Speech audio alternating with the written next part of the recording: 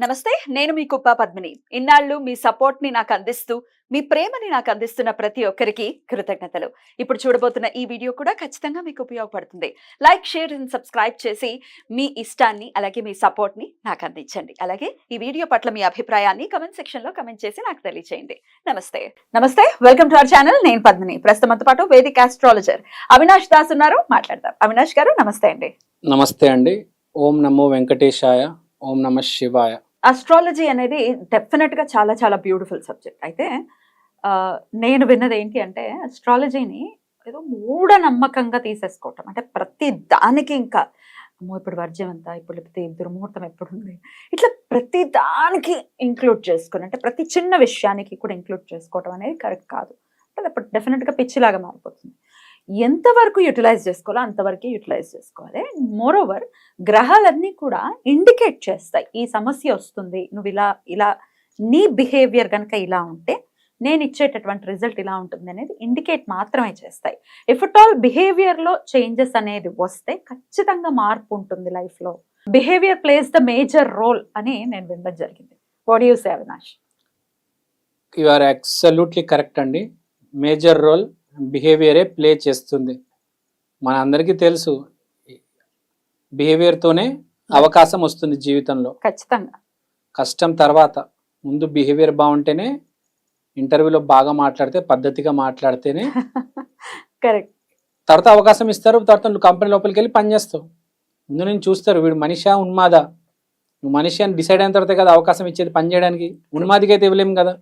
Behaviour ఒక part ని play చేస్తుంది. బిహేవియర్ అంటే ఏం లేదు, సింపుల్ గురువే. గురువు మించి ఏ గ్రహం లేదు కదా. ఇప్పుడు ఏవో గాల్లో గ్రహాలు ఉంటాయి, ఏవో బ్రిటానియా అని, క్యాడ్బరీ అని, ఓరియన్ అని. దాని ఇంపాక్ట్ మన మీద ఉండదు. మన మీద ఉండే ఇంపాక్ట్ నవగ్రహాలే. దాంట్లో మోస్ట్ ఇంపార్టెంట్ గురువు. So behaviour is most important. దాని తర్వాత ఏదైనా. గెలాక్సీలు ఇంకా చాలా చాలా ఉంటాయి, చాలా గ్రహాలు ఉన్నాయి. వీటిని ఎందుకు తీసుకున్నాం? మనకు దగ్గరలో మన గ్యాలక్సీలో, మిల్కీవే గ్యాలక్సీలో మనకు దగ్గరలో మన మీద ఇంపాక్ట్ పడే గ్రహాలు ఇవే. యురానస్, నెప్ట్యూన్, ప్లూటో కూడా తీసుకోవట్లేదు, చాలా దూరం అయిపోయినాయి. కానీ కొంతమంది కన్సిడర్ చేస్తారు. వరల్డ్ ఈవెంట్స్ కి, ప్రపంచంలో జరిగే మార్పుల కోసం దూరం దూరం ఉండే గ్రహాలు వాడతారు. కానీ మనకు మాత్రం, మనిషికి మాత్రం నవగ్రహాల వరకే ఇంపాక్ట్ ఉంటుంది. మనకే తెలుసు మన behaviour is everything, character is everything. Definitely. Best example Chiranjeevi గారు. చూస్తూ ఉంటాం ఎంత జాగ్రత్తగా, ఎంత లౌక్యం ఉంది. కరెక్ట్. ఎంత ఎదిగినా ఒదిగే ఉన్నారు. అందుకని ఆ స్థాయి ఇచ్చాడు దేవుడు. కరెక్ట్ కదా. ఇప్పుడు నేను బిహేవియర్ గురించి మాట్లాడతా. నీ దగ్గర ఎంత టాలెంట్ అయినా ఉండొచ్చు, బిహేవియర్ సరిగ్గా లేకపోతే రూపాయి కూడా రాదు ఇంటికి, లక్ష్మీదేవి రాదు ఇంటికి. ఇప్పుడు చాలా మంది ఉంటారు, నేను చెప్తాను మీకు, మనిషి జీవితం అనేది దశల వారీగా ఉంటుంది. ఇప్పుడు నేను ఆస్ట్రాలజీ ఎందుకు నమ్మాలి అని అడిగారు. నేను చెప్తాను. ఇప్పుడు ఒక మనిషి ఉన్నాడు, ఫర్ ఎగ్జాంపుల్ సత్యబాబు ఉన్నాడు. సత్యబాబు రాహు దశ బాగా నడిచింది. సత్యబాబు రాహు దశ అయిపోయింది, గురుదశ మొదలైంది. రాహు దశలో సత్యబాబు గాల్లో ఉన్నాడు. నేను తోపు, నేను తురుము, అహంకారం ఉంది సత్యబాబుకి. రాహు దశ అంటే ఆటోమేటిక్గా కొంచెం ఉంటుంది, ప్రౌడ్ ఉంటుంది కొంచెం. వాడు ఏం చేయలేడు, వస్తుంది పర్లేదు. కానీ గురుదశ నెక్స్ట్ బాగుండాలి. బాగాలేకపోతే పరిస్థితి ఏంటి సత్యబాబుది? సత్యబాబు ఏం చేయాలి? ఇప్పుడు సత్యబాబు బాగా పనిచేసేవాడు. సత్యబాబుకి ఇప్పుడు ఏమైంది? షాప్ ఏదైతే ఉండేదో అది కూలిపోయింది. గవర్నమెంట్ వాళ్ళు వచ్చి కూల్చేశారు. సత్యబాబు ఓన్ షాపు ఇప్పుడు లేకుండా పోయింది. సత్యబాబు జేబులో డబ్బులు ఉండేవి. రాహు అంటే బెట్టింగే కదా, బెట్టింగ్ పెట్టి ఓడిపోయాడు. చివరిలో గురుదశ మొదలవుతుంది కాబట్టి, గురు బ్యాడ్ కాబట్టి చివరిలో బెట్టింగ్ ఇచ్చి డబ్బులన్నీ పోయాయి. ఉన్న షాప్ ఏమో ఎగిరిపోయింది. ఇప్పుడు ఏం చేయాలి సత్యబాబు? క్వశ్చన్. గురుదశ స్టార్ట్ అయింది. ఇప్పుడు నీకు యూజ్ అయ్యేది ఆస్ట్రాలజీ. మూఢనమ్మకం అన్నారు, కానీ ఇప్పుడు ఒక్కసారి యూజ్ చేయండి. గురువు దశ మొదలైంది, నువ్వు ఏం చేయాలి? ఇప్పుడు నీ పరిస్థితి అంతా బ్యాడ్ అయిపోయింది, నువ్వు ఏం చేయాలి? యాక్చువల్గా నీ గురుదశ బ్యాడ్ అయిపోయింది. నువ్వు ఎక్కడికి, ఇప్పుడు వాడు సత్యబాబు నేను మెకానిక్ అవుతాను అని డిసైడ్ అయ్యాడు. ఎక్కడికి వెళ్ళిన సార్, నేను పరిస్థితి బాగాలేదు సార్, బెట్టింగ్ చేసి ఇక్కడక్కడ డబ్బులన్నీ పోగొట్టేసారు, షాప్ కూడా కబ్జా అయిపోయింది, గవర్నమెంట్ వాళ్ళు కూల్చేశారు. జరిగితే చూస్తుంటాం కదా, స్థలాలు కబ్జాలు చేస్తారు, షాపులు. అలా నా షాప్ పోయింది సార్, నా డబ్బులన్నీ ఏం లేదు సార్, మెకానిక్ అవుతాను సార్, మీ దగ్గర పని నేర్పించండి సార్ అని అంటాడు. 10 షాపులకి వెళ్ళి అడుగుతాడు. ఏమవుతుంది? ఎవ్వరు అసిస్టెంట్ కింద పెట్టుకోరు. ఎందుకంటే ఒక గురువే కదా అసిస్టెంట్కి నేర్పించాలి. గురువు పాడైంది, గురువే దొరకడు. గురువు దొరకడు. అప్పుడు నువ్వు ఏం చేయాలి, నువ్వు గురువుగా యాక్టింగ్ చేయాలి. ఆ? అవును, నీకు దిక్కేముంది, నీకు దిక్కు లేదు ఇంకా. నువ్వు గురువుగా యాక్టింగ్ చేయాలి. నువ్వు you have to become the guru. నటించవలసిన అవసరం వచ్చినా నువ్వు గురువుగా యాక్టింగ్ చేయాలి. బుద్ధ దశలో తెలివితేటలు వాడాలి, రైట్. బిజినెస్ చేయాలి. జాబ్ చేసావనుకో ఆ జాబ్లోనే ఉంటుంది జీవితం. బుద్ధ దశంలో వ్యాపారం చేస్తే తెలివితేటలు వాడి బుద్ధుడు యోగిస్తాడు. గురువు దశలో ఇప్పుడు నువ్వు మెకానిక్ అవ్వాలనుకున్నావు, అవ్వలేకపోయి ఏం చేయాలి, అప్పు తీసుకో, బయట నుంచి అప్పు తీసుకొచ్చి ఒక షాప్ పెట్టు, 2-3 మెకానిక్లు పెట్టు. అప్పుడు నువ్వే గురువు కదా, షాప్లో ఓనర్వి. ఓ అలా అంటున్నారు. అప్పుడు అసిస్టెంట్ల దగ్గర గురువు నేర్చుకుంటాడు. కొంతమంది అట్లా మేనేజ్ చేస్తారు. అసిస్టెంట్ గురువు దగ్గరికి వీడు వెళ్ళి నేర్చుకోవట్లేదు, ఇక్కడ వీడు గురువు అయ్యి అసిస్టెంట్ల దగ్గర నేర్చుకుంటున్నాడు రివర్స్ లో.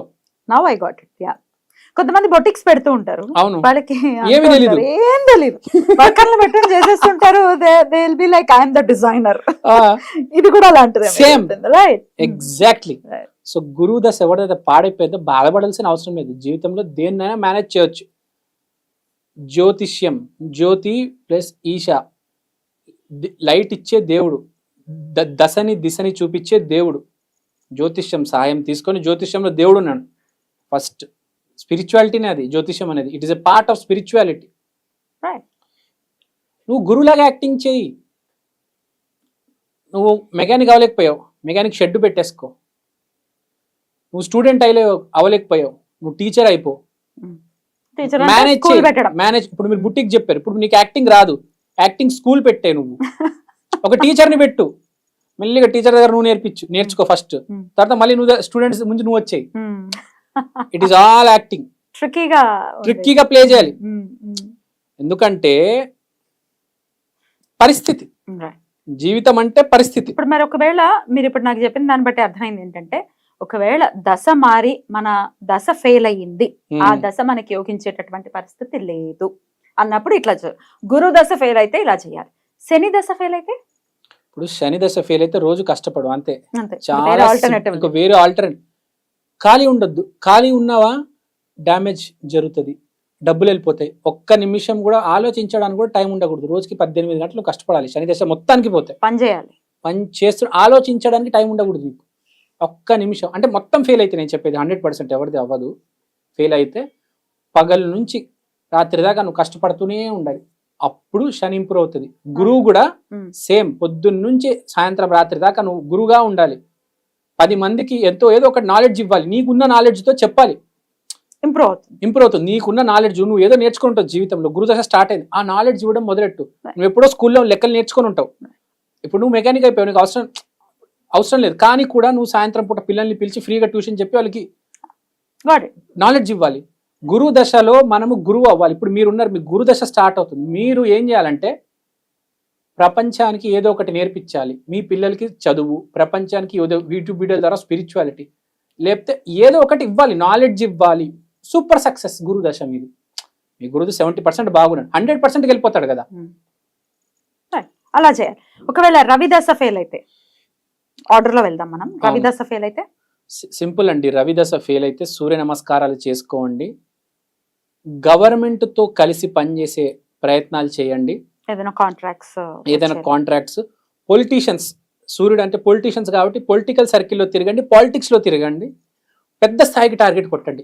రాజు అంటారు కదా, సూర్యుడు అంటే రవి అంటే రాజు పొజిషన్ కి టార్గెట్ చేయండి. చంద్రుడు అంటే ఇమోషనల్. సో కొంచెం ఇమోషనల్గా ఆలోచించండి. సక్సెస్ అనేది మన దశ బట్టి. ఇప్పుడు రాహు దశలో ఉన్నాడు, సాఫ్ట్వేరు, కెమెరా, మీడియా, ఈ రంగం. చంద్రదశ స్టార్ట్ అయింది. చంద్రదశ ఏంటంటే ఫస్ట్ నువ్వు కొంచెం ఇమోషనల్గా ఆలోచించడం, మనుషుల పట్ల, మీ పేరెంట్స్, మీ భార్య, పిల్లల పట్ల కొంచెం ఎమోషనల్గా ఏ డిసిషన్ అయినా విత్ ఎమోషన్ తీసుకో. గురువులో నువ్వు ఏం చేస్తావు అంటే లౌక్యం వాడి డిసిషన్ తీసుకుంటావు. బుధ దశలో తెలివితేటలు వాడాలి. లౌక్యం పనికిరాదు, అంటే అందరు మంచి కోరాలి, పాజిటివిటీ పనికిరాదు. 100% నువ్వు తెలివితేటలు వాడాలి బుధ దశలో. మూన్ లో మాత్రం లౌక్యం ఉండాలి, ఎమోషనల్ గా ఉండాలి. సో ఏ దశకు తగ్గినట్టు ఆటోమేటిక్ ఆ దశ నేను మారుస్తుంది. Right. ఇప్పుడు మీది రాహు దశ నడుస్తుంది కాబట్టి మీరు ఒక రకంగా ఉన్నారు. రేపు గురు దశ స్టార్ట్ అవుతే మీరు పద్మిని గారు కాదు, మీరు ఎవరో కొత్త మనిషి అండి. నేను ఇప్పుడు అవును, నేను ఇప్పుడు దాకా మిమ్మల్ని ఇలా చూడలేదండి. ఏంటి మీ మార్పారు సడన్ గా? కాదు, ఏంటి మీరు కాషాయం బట్టలు వేసుకొని వచ్చారు, అంత డిఫరెన్స్. ప్రవచనాలు చెప్తున్నారు, పాటలు పాడుతున్నారు, Right. స్పిరిచువల్ వీడియోలు చేస్తున్నారు. నాకైతే అదే కనిపిస్తుంది. ముందు ఇలా ఉండేవాళ్ళు కాదే, మేకప్ వేసుకునే వాళ్ళు, మంచి మంచి కలర్ చీరలు వేసుకునే వాళ్ళు. అట్లా మార్పు వస్తుంది. మార్పు వస్తుంది. గురుదశ అంటే ఆధ్యాత్మికత వైపు తీసుకెళ్తాడు దేవుడు. ఓకే, ఇప్పుడు మూన్ అండ్ సన్ అయిపోయింది. మరి గురువు రాహు ఫెయిల్ అయితే, రాహు ఫెయిల్ అయితే మనం చెప్పాం కదా, లార్జర్ దెన్ లైఫ్. మెయిన్ గా ఈ కెమెరాలు, మీడియా రంగం, సినిమా రంగం దీంట్లో ట్రై చేసుకుంటే చాలా మంది లార్జర్ దెన్ లైఫ్ ఆలోచించాలి. ఈ లోకల్ పనులు కాకుండా, చిన్నవి కాకుండా పెద్దవి ఆలోచించాలి. చెప్తే రాహు అంటే టెక్నాలజీ. ఈ టెక్నాలజీకి సంబంధించిన సైడ్ పోతే మంచిది. ఈ చిప్పులు, సాఫ్ట్వేర్లు, ఇప్పుడు మన సాఫ్ట్వేర్ ఇంజనీర్స్ అందరు రాహునే. సో వీళ్ళందరూ అటు సైడ్ పోతే బెటర్. శుక్రుడు ఫెయిల్ అయితే, శుక్రుడు ఫెయిల్ అయితే మీ భార్యకి రెస్పెక్ట్ ఫస్ట్. భార్యకి రెస్పెక్ట్ ఇవ్వకపోయి నోటికి వచ్చినట్టు మాట్లాడి ప్లేట్లు ఇసరు కొట్టి గొడవలు పెట్టడం ఇవన్నీ నడవదు. డబ్బులన్నీ వెళ్ళిపోతాయి, ఇంట్లో ఒక్క రూపాయి ఉండదు. లక్ష్మీదేవి ఆరాధన, భార్యకి వాల్యూ ఇవ్వాలి. అది కేతు అంటే ఏం లేదండి, దేవుడిని నమ్మాలి. స్పిరిచువాలిటీ, దేవుని మించింది లేడు. అల్టిమేట్ దేవుడు, అసలు బెస్ట్ దశ కేతు దశ. అల్టిమేట్ ప్రపంచంలో ఇప్పుడు దాకా కోటీశ్వరులు, మిలినియర్స్, బిలినియర్స్ అందరికి కేతు దశలోనే డబ్బులు వచ్చాయి. అంబానీ గారికి ఆ 7 years లోనే అంత మార్పు ఉంటుందా? అంబానీ గారికి కేతు దశలోనే మొత్తం డబ్బు వచ్చింది. బ్యూటిఫుల్. పెద్ద పెద్దలు అందరికి కేతు దశ అంటే వాళ్ళు చేసింది ఏం లేదు, అంత పూర్వజనం నుంచి వస్తుంది మంచి పనులు చేయడం వల్ల. ఇక కుజుడు ఫెయిల్ అయితే, కుజుడు ఫెయిల్ అయితే ఏం లేదండి, ధైర్య లక్ష్మి. ధైర్యాన్ని నమ్ముకొని ముందుకెళ్ళు. ధైర్యే సాహసే లక్ష్మి, దాన్ని మించింది ఏది లేదు నవగ్రహాల్లో. ఏదేమైనా ఈ ధైర్యం ఒకటి పట్టుకొని నడవాలండి ముందుకి. ఇవాళ లోకంలో ఎమర్జెన్సీ వస్తే ఒకటి చెప్పాలండి ఫ్రాంక్ గా, ఇద్దరే కాపాడతారు. కుజుడికి సంబంధించిన ఆంజనేయ స్వామి 2 దశమహావిద్యలు. ఇద్దరిని నమ్ముకుంటే ఎమర్జెన్సీ సిచ్యువేషన్ లో బయటపడతాం. వేరే గ్రహాలు ఏవి ఫ్రాంక్ గా చెప్పాలంటే అంత ఎఫెక్ట్ చూపించవచ్చు.